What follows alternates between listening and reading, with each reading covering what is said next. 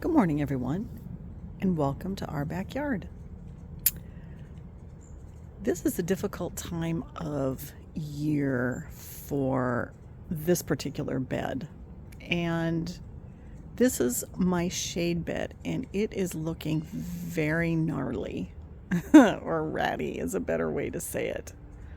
The problem is my Coleus, which I love, I've let flower. And once you let it flower, it gets long and lanky and pretty sparse. And it's at a point where I don't like looking at it. But the hummingbirds, believe it or not, absolutely love this flower. And every day I have hummingbirds that are coming to these tiny little flowers. You can kind of see they're cup-shaped, which is interesting. I've got some above my head right now. And they're feeding in this shade bed. And this is why I do let it go to flower at this point. And I have to rein myself in because the first thing I want to do is take these out. I don't like how they look.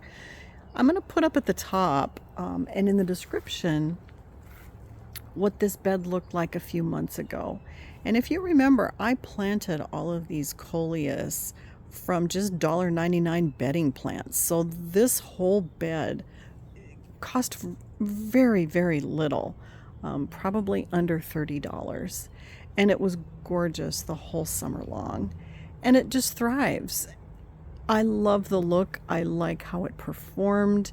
And it has done well for 6 months. I planted this back in March. And now it is September 21st. So it's amazing how wonderful this bed has done. I'm going to come over on the other side here. But now I don't like the look. And the hummingbirds and the pollinators love the flowers. So I have to fight myself because I want to tear it out and replace it, but I'm not going to yet. And I have to allow this, I guess, if you will, ugly time because of the flowering that this does and what it attracts. So not only the hummingbirds, but also all the pollinators. The bees come over here too. I'm going to come around the back now. You know, these Coleus are just flowering so well that I would feel terrible ripping this out.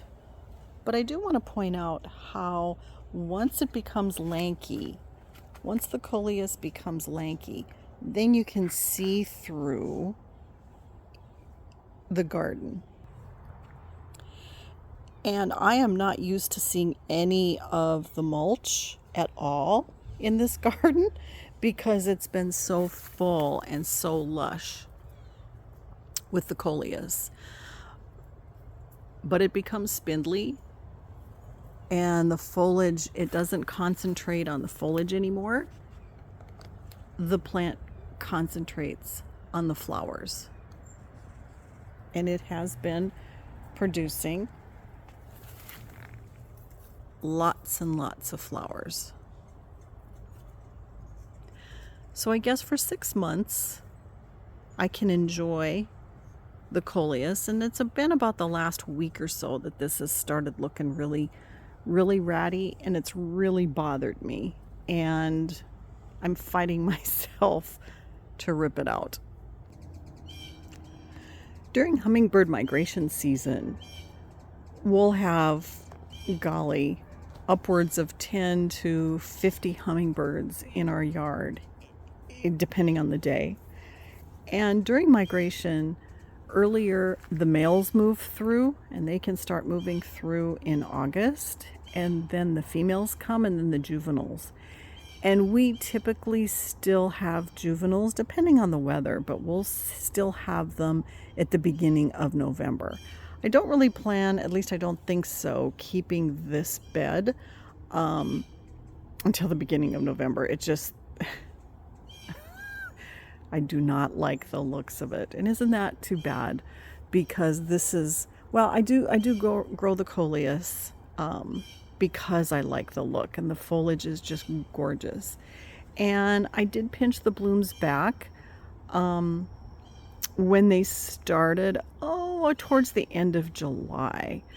And I pinched all of those blooms back, and the plants branched beautifully, but now they are just flowering, and it's just in time because we've had hummingbird migration for 2 weeks now, and just have had hummingbirds a stream. It's been so wonderful, a constant stream.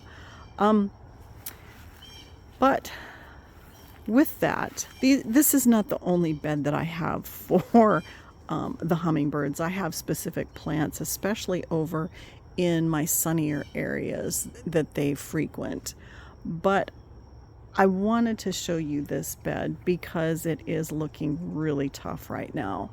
And I am not going to pull it out yet because of the flowers. And most people don't grow Coleus for the flowers because they certainly are not showy. My caladiums have been long gone from the squirrels that dug them up and killed those plants when we had our excessive heat.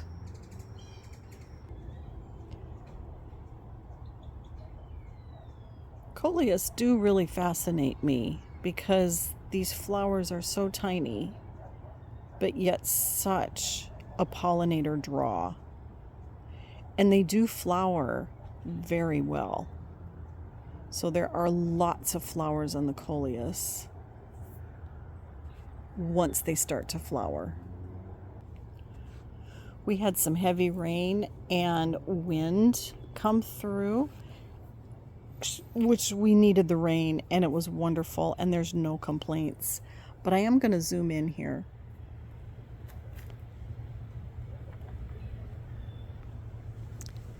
Oh, it's not going to focus the best. But Coleus will...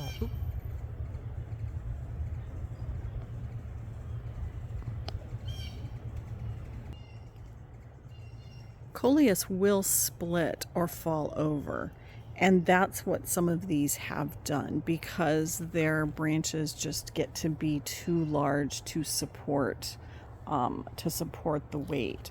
So I have had a couple of them fall over and split, and then it shows more of the open bed.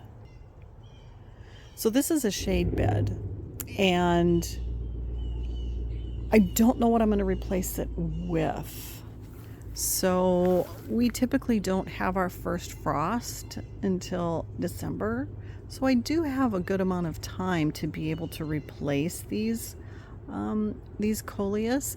I just don't know what I should replace them with. So I do want nice shade plants that do well in the cooler weather. That are pollinator attractors, and I know that can be tougher. So if you have any suggestions, I'd be real curious for you to share, because of course flowers that grow in the sun, like your snapdragons and the violas and the pansies, all those cool season alyssum, they all like sun.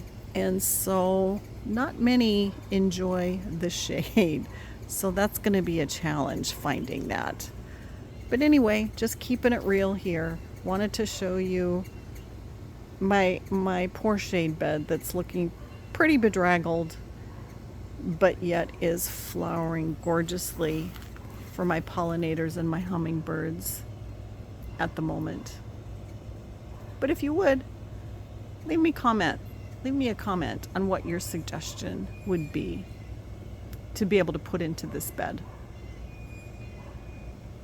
Awesome.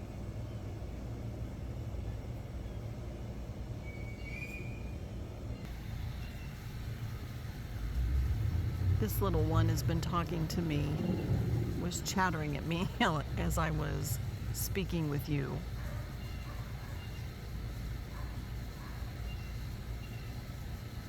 Well, I hope you all have a wonderful day today.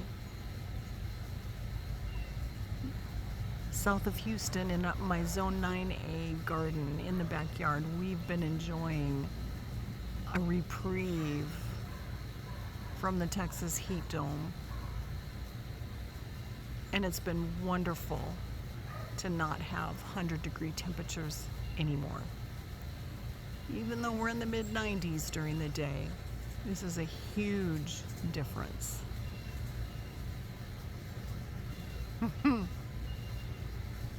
She's decided she's just gonna sit there. All right, everyone.